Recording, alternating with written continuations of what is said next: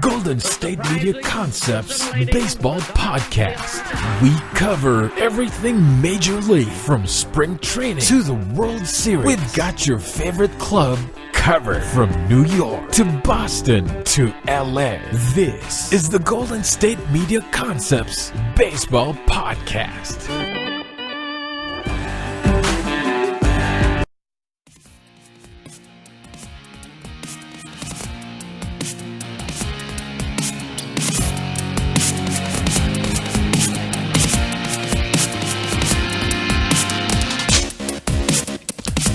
What is up? Welcome into the GSMC Baseball Podcast. I'm your host, Tom Dougherty. It is a Friday as we end the week here with the GSMC Baseball Podcast. Of course, this podcast is brought to you by the GSMC Podcast Network. Going to recap some games from Wednesday and Thursday for you, preview the weekend, also give you some stories, and give you my thoughts on those storylines going through Major League Baseball right now. We'll do that probably throughout the second and third segment. Fourth segment, we're going to go and give you the preview for the weekend, some pitching matchups and series to look at and watch out for. And then also in this first segment, we're going to recap some of the games from Wednesday and Thursday. Starting off with we'll start off with a nice pitching performance. Actually, we'll go over to Minnesota, a shutout win for the Twins as the Twins beat the Blue Jays 4-0. It was Romero. Actually, it was kind of everything. It was kind of their bullpen, kind of their starter. The starter only went 5 2/3 innings. Fernando Romero, the young right-hander, in his, I believe it was his debut start actually for the Twins, he went 5 2/3 innings, allowed 4 hits, no runs, 3 walks, and 5 strikeouts in his first start in the major leagues this season. The bullpen was held serve, and Marcus Stroman still without a win. As he did go 7 innings, allowed 6 hits, 2 runs, 1 walk, 5 strikeouts on 6 hits, 1 home run allowed. That was to Eddie Rosario. But yeah, Stroman still. I mean, he's the guy who was the savior for Team USA last year in the in the World Baseball Classic last year. And now he still can't find his footing as his ERA. I mean, he didn't pitch too bad. Only 2 runs allowed over 7 innings. No run support, though, as he gets his 4th loss already on the season. Next game up, Rockies and Cubs from the friendly confines in Chicago. Cubs got whooped on this one 11-2 as the Rockies came into the Wrigley Field and put the hurting on them as they score 11 runs on a few home runs. 2 by Nolan Arenado. Trevor Story hit one almost out of the ballpark, and then Chris Iannetta also went deep off of Yu Darvish. Yu Darvish still cannot find his footing in a Cubs uniform. Only went 4 1/3 inning, 7 hits, 5 earned runs on 7 hits, 3 walks, 8 strikeouts to give those three of those home runs.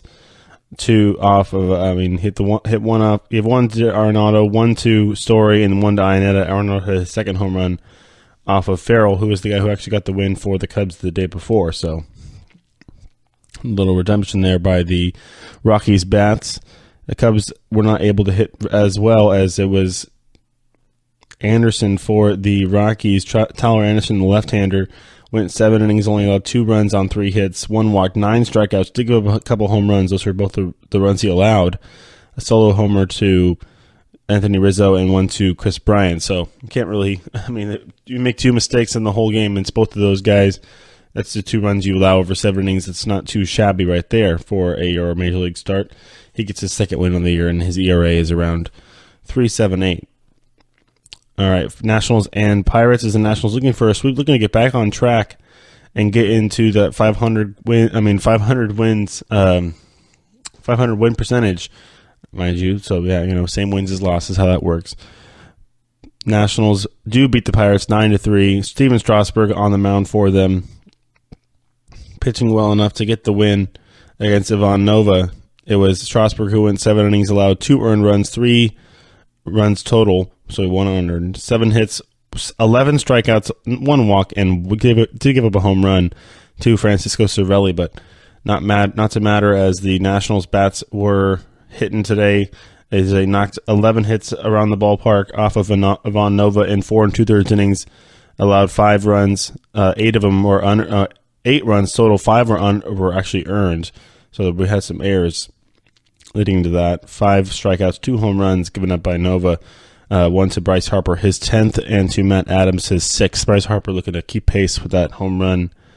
That home run, tops in the league in home runs.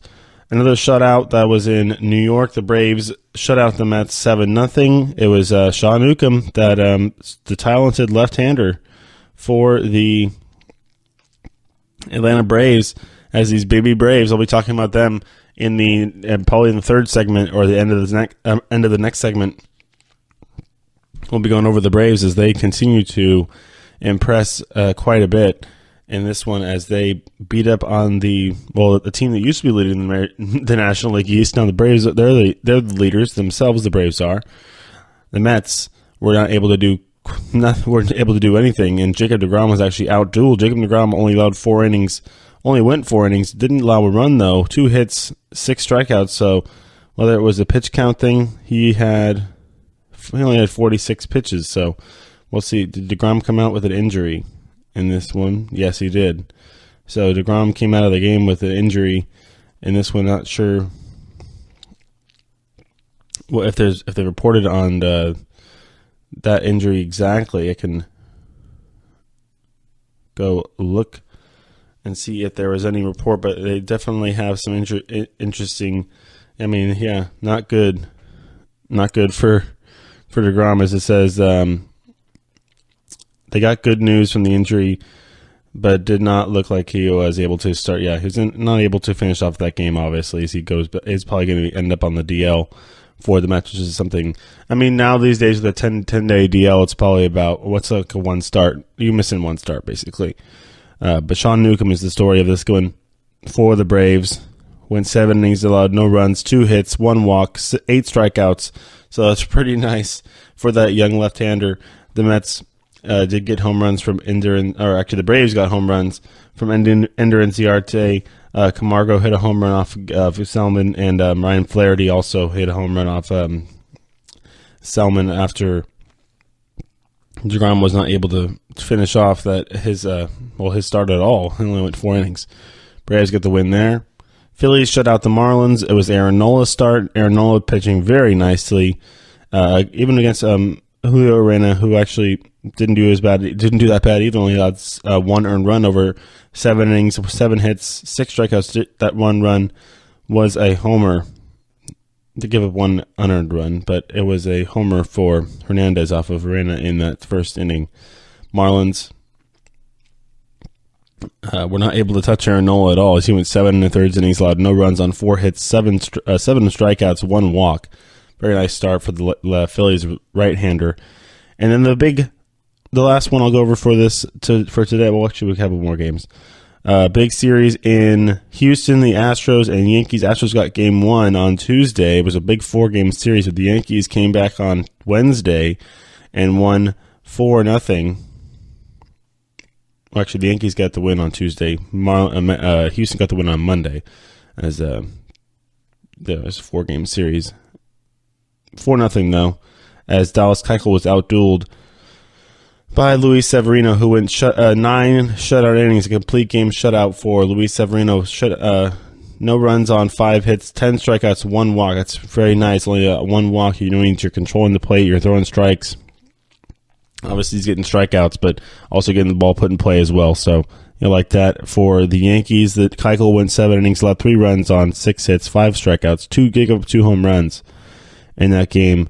1 to Stanton, or both of them were to Giancarlo Stanton. He hit 2 home runs to get his total up to 7 as he looks to get back on track in the pinstripes. Over in Arizona, the Dodgers beat the Diamondbacks 2-1 after scoring a run late in the 8th inning to make it 2-0. Diamondbacks did get 1 in the 9th, but it was not enough, as the Yankees were able to hold them off and get the win in the desert. It was Zach Godley going up against the Dodgers left-hander Hyun-Jung Ryu, who actually only lasted an inning and a third because he got hurt as well. These pitchers coming out of these games early, so Ryu only lasted an inning and a third. and had to come out of that game, and then it was all the bullpen as Daniel Hudson gets the win for the Dodgers. Big scoring game in Anaheim as that, it was supposed to be a good pitching performance. Andrew Heaney and Dylan Bundy, the two young starters for these teams. Dylan Bundy throwing hard up from the right side, Heaney more of the finesse guy from the left side. But the Angels beat up on the Orioles 10-7. Mike Trout hit a long home run in this game, his 11th. Albert Pujols hit it one as well, and so Justin Upton and Martin Maldonado. So big home run derby going on there in Anaheim for the Angels. For Baltimore, they did not hit one out, but it had a couple of triples. This is interesting. They do score 7 runs in that game. Not too shabby, but you got to get that pitching in line. All right. Last game to touch on, the Giants beat the Padres 9-4. Derek Holland gets his first win for the Giants, and this one, as the bats do come alive for San Francisco. They score 3 in the first, 2 in the third, 2 in the fourth, and then another 2 in the sixth. So they continue to keep pace in that NL West, as they look like they could be a team to look for the wild card. And we'll talk about that a little more as we continue on in the show. All right, just to finish out this first segment, we're going to go over the games from Thursday. It was not a short slate on Thursday, not a full slate of games, because Mondays and Thursdays are the games where they don't really do that. The teams have off days, All right, so that was Nationals Pirates. Nationals do get the sweep in the series. It was 3-1 win for Washington as they scored 3 in the 6th inning to take the lead. Pittsburgh did get a run in the 8th, but it was a great pitching performance from Jeremy Hellickson. Did not get the win because they didn't score any runs until after he came out of the game, but he went 5 2/3 innings, allowed no runs on 3 hits, 4 strikeouts, no walks, as the bullpen came in and did its job and held the line there for the Nationals. They get home runs from Trey Turner, his second, and Ryan Zimmerman, his 5th on the season. Big high scoring game as the Indians and Blue Jays played 2 games on Thursday, actually, to make up a game that was rained out earlier in the season. First one went 13-11. The Blue Jays win that one, and the second one was 13-4. Indians won that one, so it's interesting. I'll probably look up that stat and see when last time 2 teams scored 13 runs against each other in a doubleheader. One team scoring 13 the first game, the second team scoring 13 the second game. So I have to go look at that, but I want to look at game 1 first and see how many home runs were hit in this game. Francisco Lindor hit 2 home runs for the Indians in the first game. Russell Martin, Josh Donaldson, and Youngrivis Solarte all hit home runs for the Blue Jays. I'm not even going to go over the pitching stats of these games. This wasn't great on either side.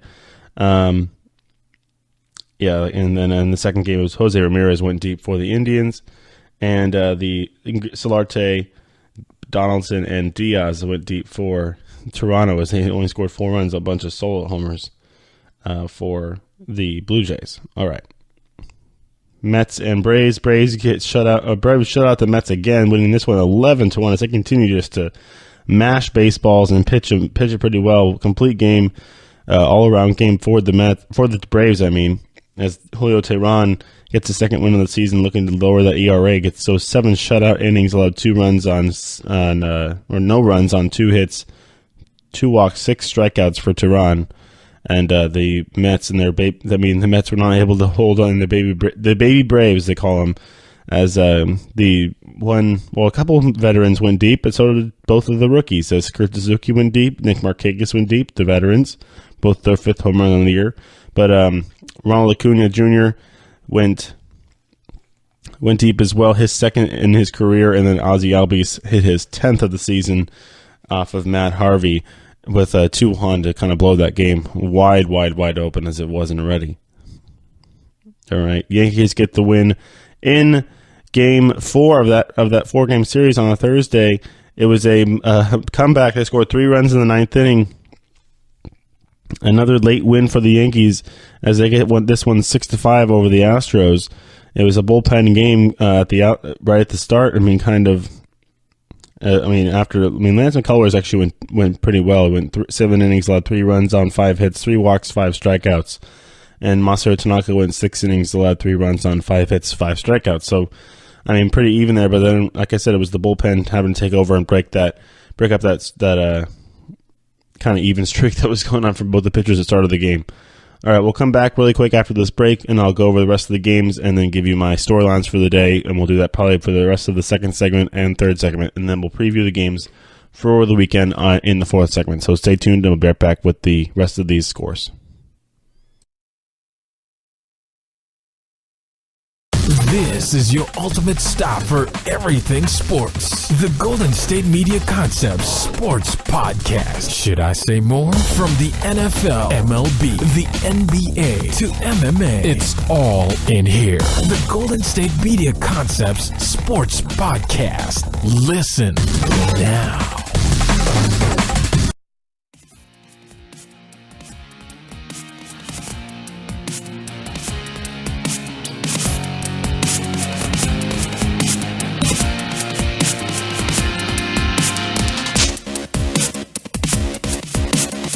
All right, welcome back to GSMC Baseball Podcast. Just a few more games to cover for you here in this second segment. Dodgers beat the Diamondbacks yesterday, Thursday, after scoring four runs in the 8th inning. Patrick Corbin had stymied them the whole game before he was lifted. Then the bullpen did not hold on as they weren't able to hold on, and gave up 4 in the 8th inning with a 2-1 lead going into that. So the Dodgers were able to win that one 5-2. Give you Corbin's line. Corbin went 6 innings, allowed 1 run on 3 hits, 2 walks, 5 strikeouts, did give up a home run in that game to Barnes. So I mean that was pretty much his only blemish, but it was the bullpen who was not able to hold it in. I mean, Austin Barnes had that home run, and that was the only run for the Yankees going into the 8th inning. For the Dodgers going into that 8th inning, but it looked like that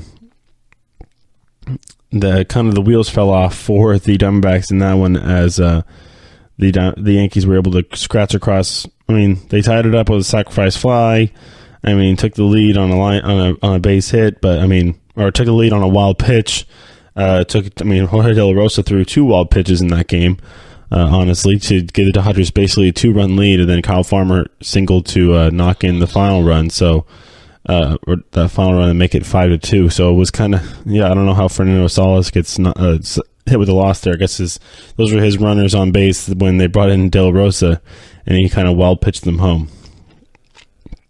All right, the Rangers beat the Red Sox 11-1 in Texas. 11-5, in Texas. It was Mike Minor getting the win. David Price gets the loss. David Price not pitching. He started off the season pretty good, but not so much anymore.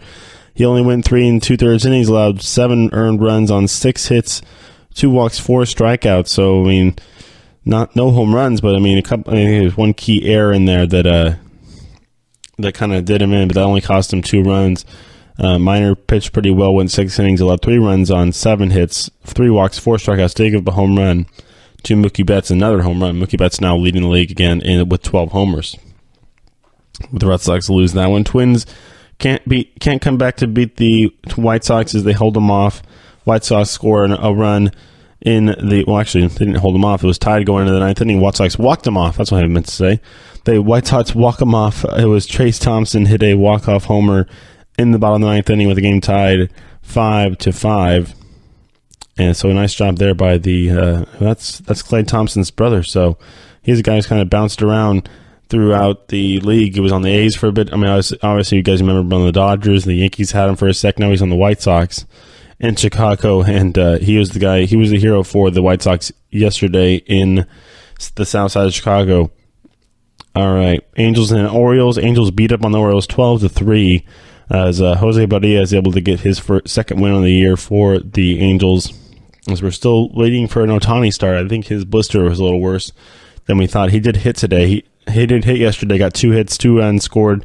Did knock in a run for the Angels. So you got to like that. If you can't do it on the mound, might as well just do it at the plate. Barria went 6 innings, allowed 2 runs on 4 hits, 2 walks, 2 strikeouts. Orioles, Chris Tillman, not so much. Only was able to get through 1 inning, but then got blasted in that. Looks like in that second inning. Well, did in the first and second inning. Allowed 5 runs in the first, 3 in the second. For a total of 7 runs. One of them wasn't charged to him, but 7 runs on 7 hits, 1 walk. I mean, that's nothing to write home about there, as the Angels didn't hit a home run in this game, but they scored 12 runs. They had 15 hits. That's kind of how you do it. So, kind of like that if you're an Angel fan. The Mariners beat the A's 4-1. Bradford with a nice win over Manea as the Mariners continue to roll on there, as they're kind of sitting there in third place in the AL West. We'll go over the AL West probably next week. And the only a half game behind the leaders, the Angels and the Astros are virtually tied at the top of the AL West standing. So Seattle hot on their heels. All right, that's all the scores for the last 2 days. We're going to go over some storylines here, as we have the baby Braves are the team to talk about right now. You have Ozzie Albies and Ronald Acuna Jr. mixed in with some good veterans. Obviously, they still have Freddie Freeman. They still got Nick Markakis. Still have Kirk Suzuki, who's kind of been finding a renaissance time in Atlanta. But they're going to be coming in with a series this weekend with the Giants. It's going to be an interesting one to watch. I mean, especially for a Braves team who hasn't really faced anybody from the West Coast. I mean, they're obviously hosting at home. They're very comfortable at home, the Braves are, as they continue to win there, continue to hit home runs. You can't knock them. Obviously, they're doing stuff that nobody else thought they were going to do. I mean, they got these players. I mean, I think they had some issues over the offseason, I know, with some international players, but they obviously were still able to keep Acuna and Albies. Albies kind of came out of nowhere. Ronald Acuna was the guy that everybody knew who he was, and they were waiting for him to come up from the minor leagues. But Ozzie Albies, I think, is the guy who could be deemed as the more, I don't know, I would say more talented. They're both very talented, but Albies definitely making the bigger splash. Start off the year with 10 home runs, double-digit homers already for the Braves second baseman. And he plays second base for this team, and second base isn't usually your power position. But yeah, I mean, the Braves are 8-4 at home, and they're 11-7 on the road. So it's comfortable either way. This came off of a shellacking of the Mets, who are right beneath them in the standings. Mets had a pretty strong start to the season as well, as they are 17-12 right now. Atlanta is 19-11, so they're 8 games over 500 already on the season. You gotta like that if you're a Braves fan. But I mean, the main thing is, I mean, they're pitching. They have Michael Voltanovich still throwing pretty well. They got the guy, like I said, I was talking about, Sean Newcomb. They got some other young arms. Julio Teheran's kind of bouncing back, finally finding his stride. But so it's, I mean, you got to live and die.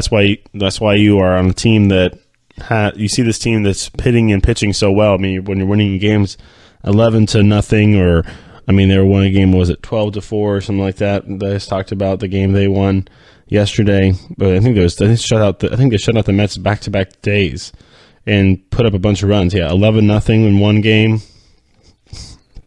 And Wednesday's game was another 7-0. So I mean, back-to-back shutouts, back-to-back games, scoring a bunch of runs.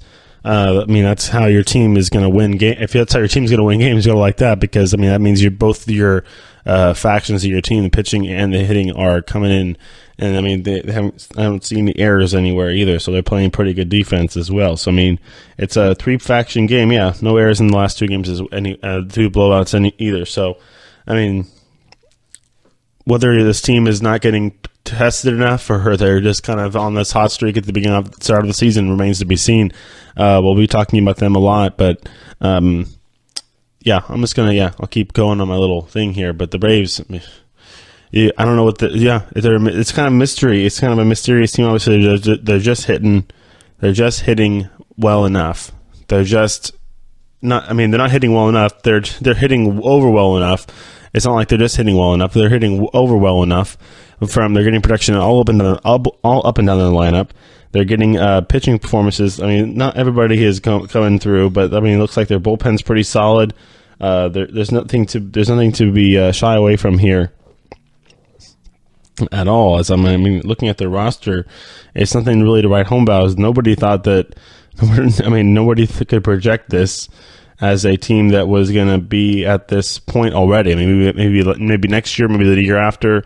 But the fact that they were able to add Brandon McCarthy into that pitching rotation, get some more veteran arms, obviously already with Julio Teheran.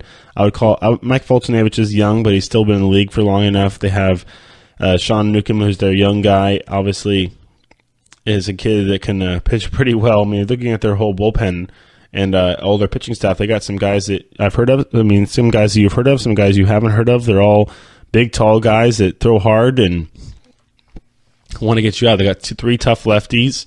So, I mean, it's all people that all guys that maybe nobody has had experience off of yet, and they're kind of catching everybody off guard at this point of the season. So, I mean, gotta hand it to them. But yeah, I'm looking at their lineup right now. Still Ryan Flaherty is leading the league in hitting, or was close to it last year. I mean, last time I checked, everybody was up there in the stats department when it comes to hitting home runs and everything. So I mean, looking at the average, obviously Mookie Betts is way up there. Dang. But I mean, there was everybody. Yeah, Ryan Flaherty's just hitting 310 for them. Freddie Freeman's hitting 322. I mean, they got a guy, Ozzie Albies, who nobody ever heard of, has 10 home runs already. So, I mean, everybody's kind of falling into the line and doing what they need to do. It's a tough team right now, and it's a tough team pretty much for anybody to get into. So NL East, it's going to be quite interesting. I think I've talked about the NL East a lot on this show, and the fact that we all thought that maybe the Nationals were going to run away with it. The Mets, Phillies, and maybe the Mets would give them a little run probably throughout the season, but the Nationals are 16-16 right now, everybody, and they're 4 games out of first place with two teams in between them and the first place team. So they got some work to do, obviously, throughout the season. They've done well enough right now as they've won 5 in a row, just coming off the sweep of the Pirates, that is, the Pittsburgh Pirates, who have kind of fallen a little bit on hard times. They've lost 4 in a row as they drop down to 4th place in the National League Central. I can give you guys a little bit of a standings update. I was going to go over each division leader. I'll probably do that more in the second segment. In the third segment, as we continue to roll on here in this baseball podcast. But Arizona Diamondbacks, they're in first place, leading the Rockies and Giants by about 5 games. In the West, obviously in the East, I said Atlanta. They're in first place. They're 19-11 with a game and a half lead over the Mets. And then in the Central, a team that I'll talk about also in the next segment is the Milwaukee Brewers, as they're 19-13 with a half-game lead over the Cardinals, who actually are playing pretty well right now. Cardinals winning 2 in a row. Brewers also won 3 in a row. So all these teams are playing pretty good at the top of their divisions, as you could look at all these win streaks and everything. But it's early. When we get to 40 games, I'll probably give you my big spiel and everything about how, the outlook for each team and what we expected, what we didn't expect. Obviously, I can tell you right now, we didn't expect the Nationals to be at 500 barely right now. So with that lineup, with that pitching rotation, when you got Scherzer and Strasburg and Gio Gonzalez, obviously the Bryce Harper in there as well. Finally, we're seeing obviously one of those guys, Bryce Harper, and we've seen Bryce Harper win a few divisions. Can't get through the division round, can't get through a round in the playoffs. But his, I always kind of compare him and him and Mike Trout together because they kind of came into the league right at the same time, and were those 2 young stars in this league. Probably are still the two best players in the league, arguably in this in Major League Baseball. So at least the Angels are in first place. At least the Angels are. They're tied right now. They're 19-12 with the Astros at 20-13. So technically, the Angels have a better win percentage, so they're in first place. But like I said, we're barely 31 games into the season. For some teams, it's a little more. Some teams a little less, depending on how many games how many off days they've had. It is an unbalanced schedule. Nobody is going to be really at the same amount of wins or the same amount of games played until we get much closer to the end of the season, or at least to the All-Star break. All right. That'll do it for this segment. As the next segment, we're going to go over all the division leaders in the NL. Next week, we're going to do AL, as I'm kind of splitting it up here. I remember every time in this show, I do go over the scores and different stuff with the preview scores for the upcoming games as well. So we're going to split this up and do the NL division leaders today, and then on Monday we'll do the AL division leaders. So stay tuned, and we'll go over, and I'll give you my thoughts on each of those teams, what's the surprise, what to expect the rest of the season, and we'll do that when we come back. Tired of searching the vast jungle of podcasts? Now listen close and hear this out. There's a podcast network that covers just about everything that you've been searching. Hey! The Golden State Media Concepts Podcast Network is here. Nothing less than a podcast bliss with endless hours of podcast coverage. From news, sports, music, fashion, cooking, entertainment, fantasy, football, and so much more. So stop lurking around and go straight out to the Golden State Media Concepts Podcast Network. Guaranteed to fill that podcast itch. Whatever it may be. Visit us at www.gsmcpodcast.com. Follow us on Facebook and Twitter, and download us on iTunes, SoundCloud, and Google Play.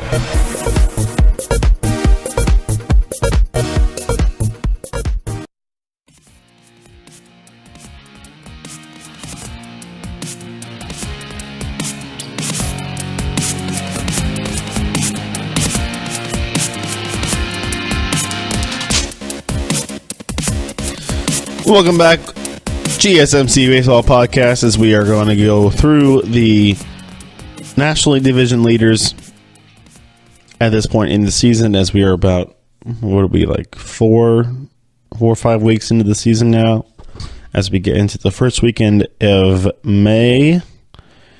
As we're going to we talked about the Atlanta Braves a lot in the last segment. We're just going to touch on them in this third segment. We're going to be going over the Brewers and probably the Brewers and the Diamondbacks a lot in this segment as well. So, just want to give you a couple notes on the stats on where the Braves stand in these stat rankings here amongst the entire major leagues. They lead the league in hitting, by the way. The entire team at a team batting average of a nice cool 277. Which is a good 6 points above the Red Sox at 271, and then the drops off again to 262, which is where the Rays are at for team batting average. But it's interesting looking at these team batting averages. It goes Braves, Red Sox, Rays, Mariners, A's, Pirates, Tigers. Interesting. A couple teams that aren't even up in the top of their own divisions, but they're just hitting well. It means they can't pitch. As far as home runs, they aren't the biggest home run hitting team. They have one guy who happens to be leading the league in home runs, but not the biggest home run hitting team. There are other teams that like to hit all home runs, with Blue Jays being one of them. They're leading the league with 48. But the Braves lead the league in slugging, lead in on base plus slugging, which is that OBP, which you add your on base percentage plus your slugging percentage. So to get your number there, and then your slugging is basically off of extra base hits. Percentage of extra base of your hits are extra base hits, or 2 or more. Obviously, the 2 or more bases, and then obviously they also lead the league in on base percentage too, with 346. So their team gets on base 34% of the time, almost 35% of the time. They're getting on base in some way, which is pretty nice for an entire baseball team. To get going for. So, the Braves, they also lead the league in hits. They're tied with the Red Sox with 301 hits. I can keep going this list here. That's just hitting. Obviously, with pitching, the Astros seem to lead the league in everything. ERA. We'll get into that more in the next segment, but I don't want to talk about. We'll get into more of that stuff with the other teams going and what they rank. But the Braves, they're hitting, they're pitching enough, and they're also hitting a lot. When you're hitting 277 as a team, that's a pretty nice thing to hang your hat on as a team, because when it's a young team, it's easy to get down. When you got a manager or a franchise that hasn't been as successful in the past, and it's easy to get down when you're not hitting as much. You're getting you get so many good pitching performances as you can, and then you get a tough luck loser. You get a game where you lose 2-0 or 2-1. It's tough. But when you're able to put across, they got to be averaging at least 5 runs a game. They have to. What's runs scored? 172 runs and I do the math myself here since I'm not being given a runs per game stat. They played 31, or they played 30 games exactly. They played 30 games and they scored 170 runs in those games. So I mean, you got to be happy if you are the 172 runs in 30 games. So I mean, whether it's what I say, 5 runs a game, it's 5.7 runs a game, which is got to be high, tops in the league or close to it, because I mean that's going to give you a lot of wins. Usually if a team scores 4 runs, you should be able to if you have a good enough pitching staff, 4 runs is a win. Basically for us, if we're able to put across 4 runs, we should hold the team to 3 or less. Basically, because that's how good your pitching staff should be if you are a major league pitching staff there. And the Braves, the thing, the Braves have a good one. I think what's going to end up happening for them is even if they get in a slump throughout the season, they might be able to back it up with their starters and their bullpen, which has been pretty nice, and they're able to hold. The Mets aren't bad. They shut out the Mets twice, and the Mets are second in the league. They're still 5 games over 500, and they got shut out twice by the Braves. So whether it's Julio Teheran's always been kind of a streaky pitcher. Mike Foltynewicz has had some interesting starts with some wildness problems, but his ERA is below 3. So nothing to worry about there if you're a Braves fan. All right, going to the West with the Angels. That's on Monday. The Diamondbacks.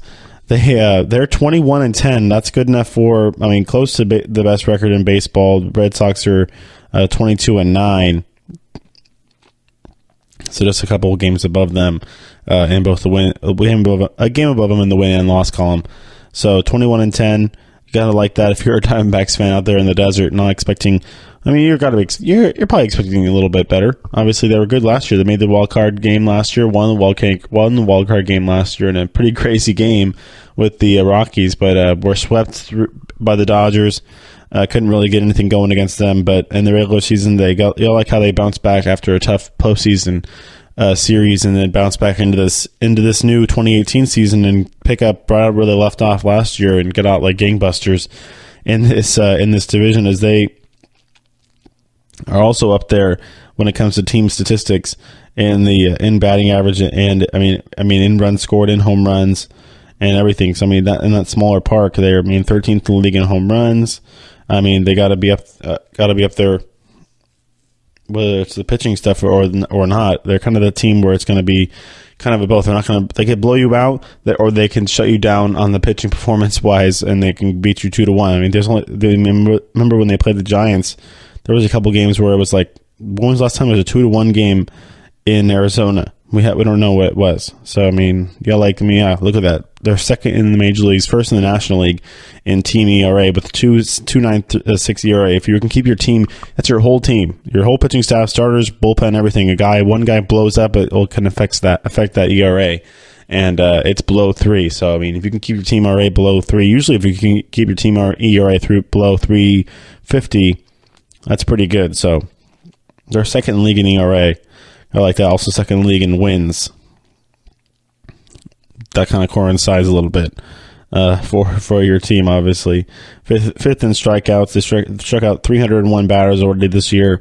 This team is kind of built. I think they're built to go deep. They're 1.1 whip. That's the problem. That's been their problem. They've always been able to hit in that ballpark, but can they pitch in that ballpark? And that's kind of what's done them in the past, where they've given up too many home runs, too many clutch hits in a time where they really need to bear down with the rotation and with the bullpen as well. That's what I'm trying to say. It's the bullpen. The bullpen usually is that thing that's you're going to make or break with the bullpen. So I'll let you guys know that.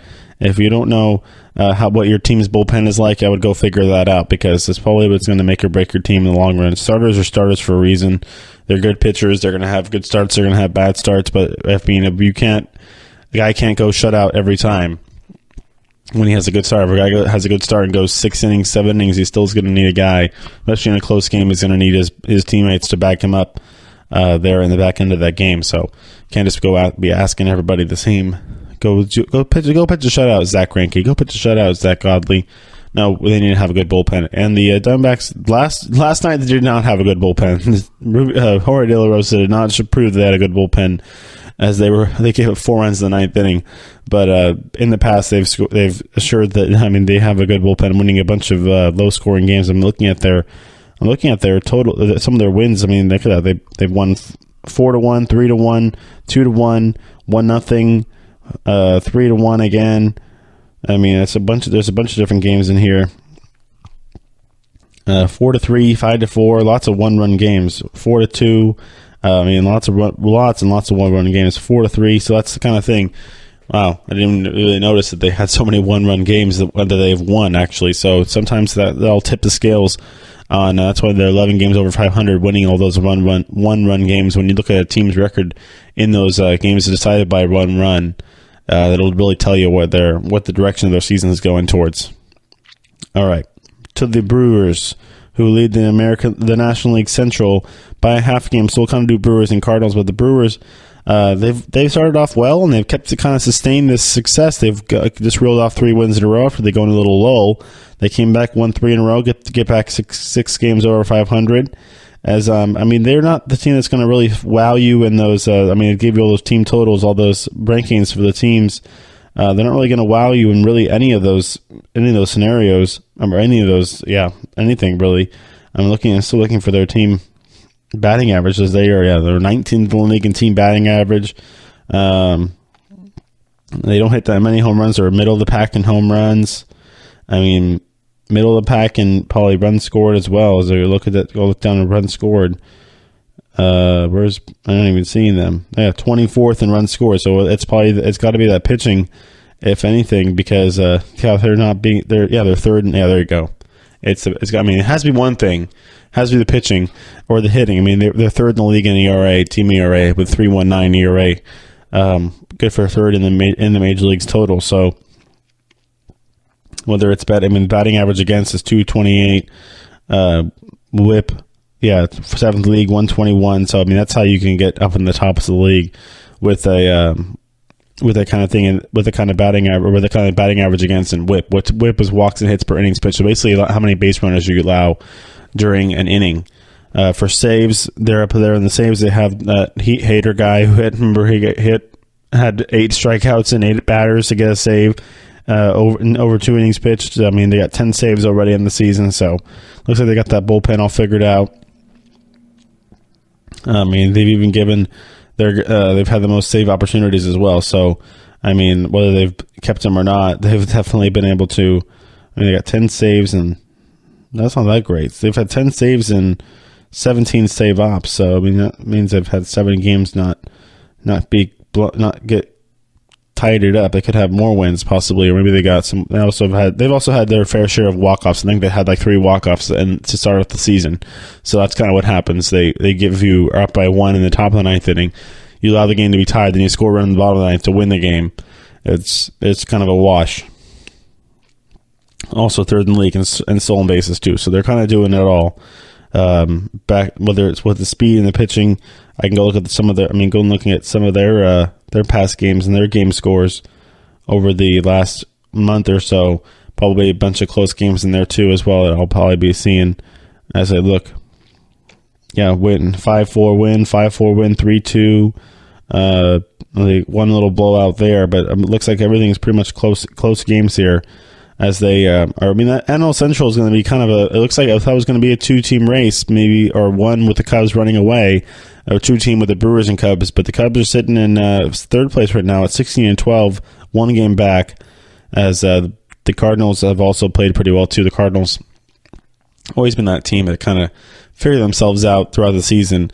Whether it's pitching, they have to deal with some injuries. Adam Wainwright's never really been fully healthy. They have Michael Wacha. Jose Martinez had his first career home run. They're getting pitchers hitting home runs all.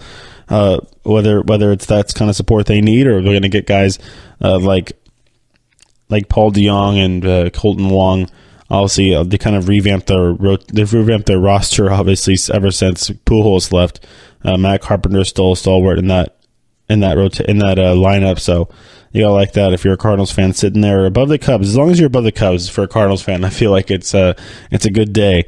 And they are, a half game above the Cubs as they start a series this weekend. I knew it. I'm like, they gotta be playing each other. Come up soon here, as there's gonna be Cubs and Cardinals in St. Louis this weekend. And speaking of those previews, we'll be going over those in the next segment right when we come back. So stay tuned for all that good stuff. Want to know the latest in soccer? Then listen to the Golden State Media Concepts Soccer Podcast. From MLS, the World Cup, and the Premier League, we've got you covered. The latest updates, the hottest matches, and news on the league's top players. It's the Golden State Media Concepts Soccer Podcast. David Beckham scores the goal to take England all the way to the World Cup finals. Listen now.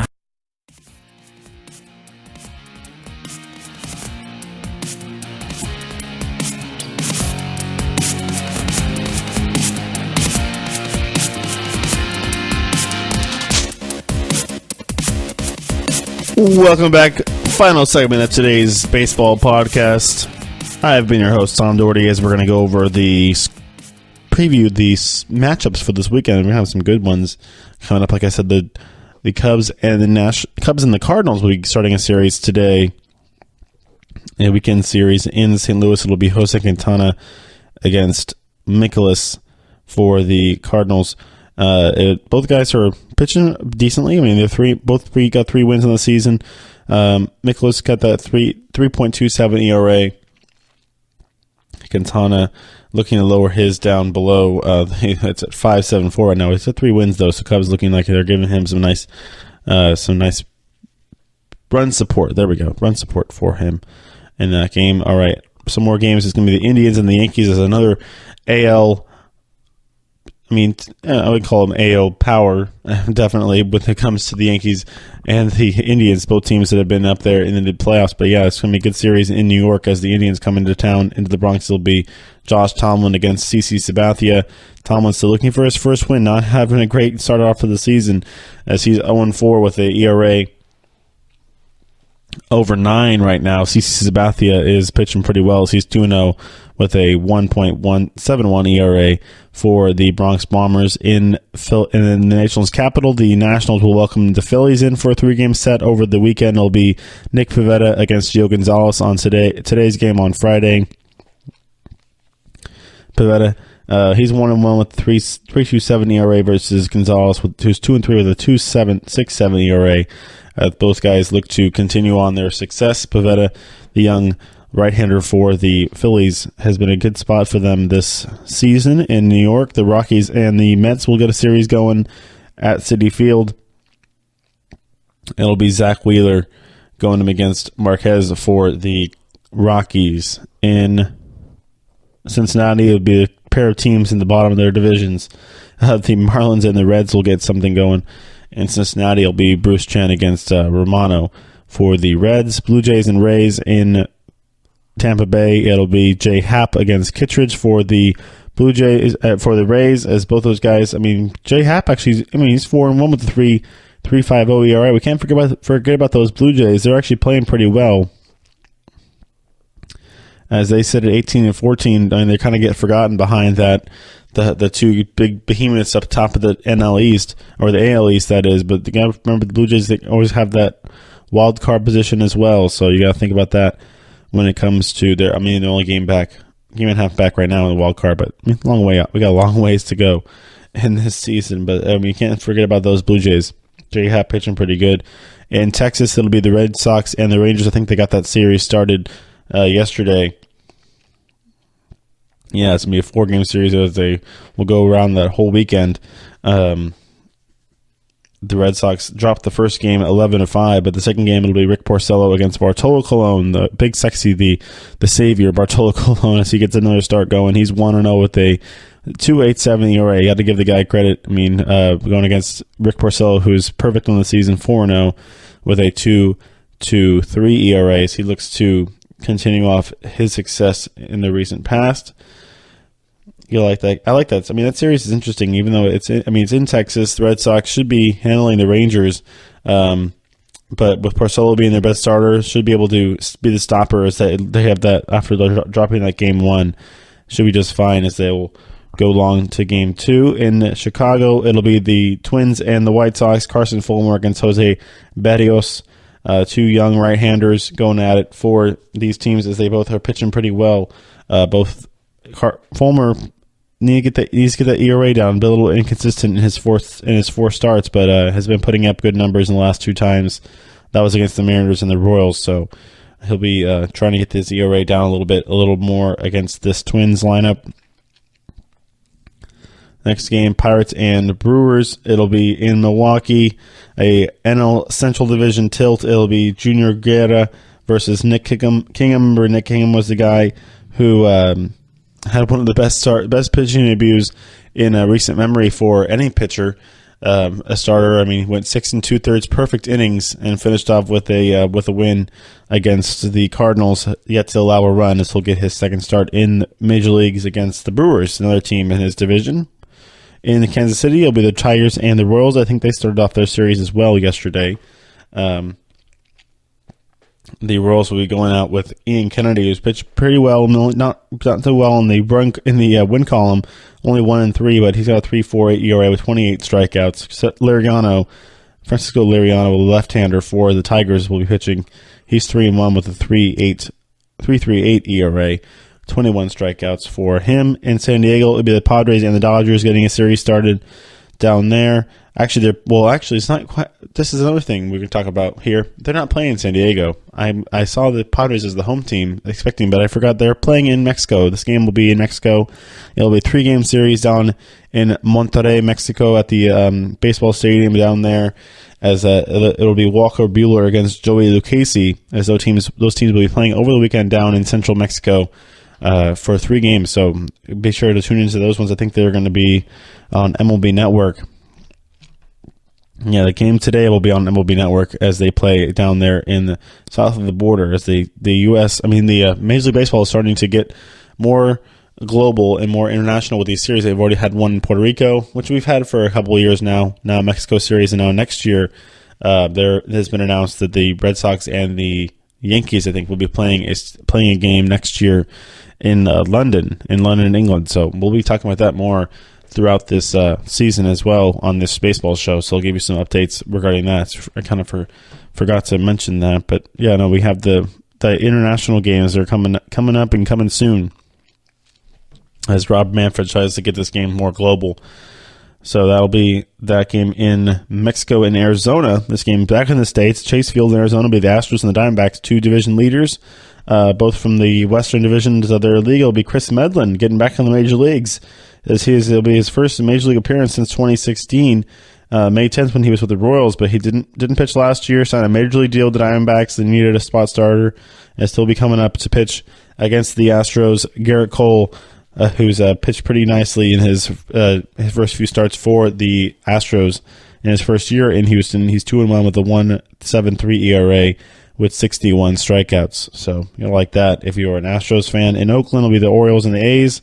Daniel Megden against Andrew Kastner for the Orioles. And then in Seattle, it'll be the Mariners and the Angels. Garrett Richards against Mike Leake, a couple of right-handers, as they both look for their 4th win on the year. Leake is 3-2 with a 6.48 ERA. Got to get that down against Richards, who's 3-1 with a 4.88 ERA. Also got to get that down as he's with 37 strikeouts. All right. And give you some more stuff as we can come closer and closer to the end of the show here. I'm going to give you guys some more information regarding what's happening over the weekend. Some more starters. Trevor Bauer and Sonny Gray will be going in Game 2 of that weekend series in New York, Indians and Yankees. Trevor Bauer is 2-2 with the 2.45 ERA. Sonny Gray looking to get his season back on track, as he's only 1-2 with the 6.67 ERA. Got to get that lower down. In St. Louis, it'll be Tyler Chatwood going for the Cubs against Luke Weaver for the Cardinals. Weaver has been pitching pretty well, as he's had tough outings though at Wrigley Field. He kind of went against the Cardinals beginning of the season, April 19th, but they It was his first loss of the season. He's bounced back and he got his first win, as he'll look to get his first win against the Cubs now of the season. He's got 30 strikeouts. He's 2-2 with the 5.17 ERA against Tyler Chapman, the guy they brought over from the Rockies. Went very, very nicely last time out against the Brewers. Only two hits over 7 scoreless innings.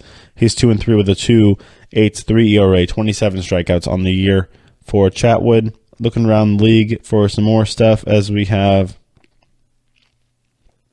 Jameson Taillon start against Jhoulys Chastain for the Brewers, as Pirates and Brewers continue their series over the weekend. It'll be Charlie Morton and Zach Greinke tomorrow for the Astros and the Diamondbacks. As that series continues, that'll probably be the key highlight series. I mean, it is interleague play. It's two top teams. It'll be interesting to watch those two teams go at it. Charlie Morton and Zach Greinke, Astros and Diamondbacks tomorrow in the desert. It'll continuing to look around here. This will be nothing really is popping out on my screen here, but I mean, looking at more games for Sunday. How about that?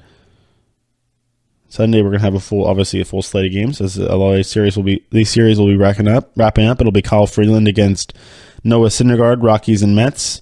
In Flushing, it'll be Jake Arrieta against Max Scherzer in Washington, Phillies and Nationals. That should be a good Sunday start, as it'll be a day game there in Washington. Jake Arrieta 3-1 with a 3.49 ERA, 20 strikeouts, as he looks to get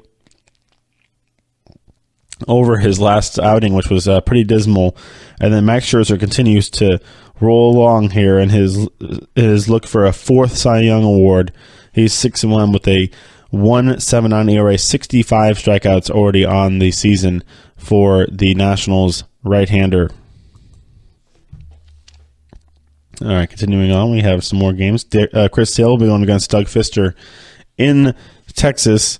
The Rangers and the Red Sox finishing off that 4-game set down there, as it'll be Chris Sale who looks to get his 3rd win on the season. He's 2-1 with a 2.14 ERA on the year. Anything else for you? Felix Hernandez will be going for the Mariners, as the Angels still trying to figure out what they're going to do with their rotation. Obviously, they have that 6-man rotation. They haven't announced a starter for Sunday. Maybe we're going to get an Ohtani sighting if he's going to get back on that Sunday. He hasn't pitched pretty much all week, as he's dealing with that blister issue for the with the Angels.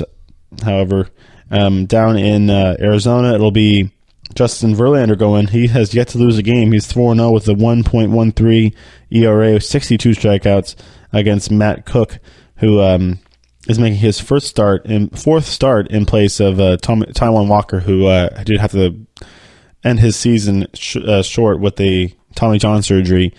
And Matt Cook is 1-0 with a 2.37 ERA. A couple of right-handers going on Sunday down in Arizona. John Lester will be pitching on Sunday for the Cubs against a to-be-determined starter for the Cardinals, as they still are trying to shake out their rotation for themselves in down over in St. Louis as they finish off that series against the Cubs. All right. So that'll wrap it up, as I got over kind of those pitching performances that I wanted to highlight over the weekend. I did talk about the Braves, talked about the Arizona Diamondbacks, talked about the Brewers, kind of give you their standings and where they are when it comes to the stats in the league, how they stack up. Obviously, this is the National League division leaders right now. There's a couple of races that are tight. The Cardinals, I think, are only half game back behind the Brewers. The Cubs with the 1 game back behind the Brewers as well. Mets are a game and a half back behind the Braves, but it's going to give you the teams that are in first place at this point and give you where they're standing as regards to how they're hitting, how they're pitching, what's making them click, how they're getting so many wins, whether it's a team like Atlanta, actually, and a team like Arizona, who's won a bunch of one-run games in this season as well. So these teams maybe will kind of shift their fortunes as the season continues on. Those one-run games can flip-flop mighty easily. As you look at some of the run differential, you gotta like that. That means they got some blowouts in there. But there's looking at their past games, they've got a bunch of games where they've been able to just squeak them out, get a 1-run win, or whether it's a walk-off or their bullpen was able to hold on. That's the key. You got to have a good closer. Got to have a nice setup. As you saw how the Royals did it when they went to the World Series. They had 3-4 guys in that bullpen that just bang, bang, bang. every time you couldn't. I mean, they weren't going to give up a run. The game was pretty much over in the 6th inning. So I mean, we'll see if it's a team that can kind of replicate that this year, or we're just going to keep mashing, keep using the bats and keep hitting home runs, which is, I mean, that's another way of doing it too. All right, so we'll be back on Monday for a recap of the weekend. I know we had some great series. I can't wait to talk about on Monday, especially that Astros and Diamondbacks series. The Phillies and Nationals are playing, Giants and Braves, even Rockies and Mets, Cleveland, New York, lots of good series. Phillies and Pirates and Brewers are playing this weekend. Obviously, the Cubs and Cardinals. So a bunch of good stuff to talk about when we get back on Monday. So until then, enjoy some baseball. Watch it up. Go watch that series in the Mexico series. It's going to be the Padres and the Dodgers playing in Mexico. So go watch that if you have some time this weekend. But until then, we'll see you on Monday. You've been listening to the Golden State Media Concepts Baseball Podcast, part of the Golden State Media Concepts Podcast Network. You can find this show and others like it at www.gsmcpodcast.com. Download our podcast on iTunes, Stitcher, SoundCloud, and Google Play. Just type in GSMC to find all the shows from the Golden State Media Concepts Podcast Network, from movies to music, from sports to entertainment, and even weird news. You can also follow us on Twitter and on Facebook. Thank you, and we hope you have enjoyed today's program.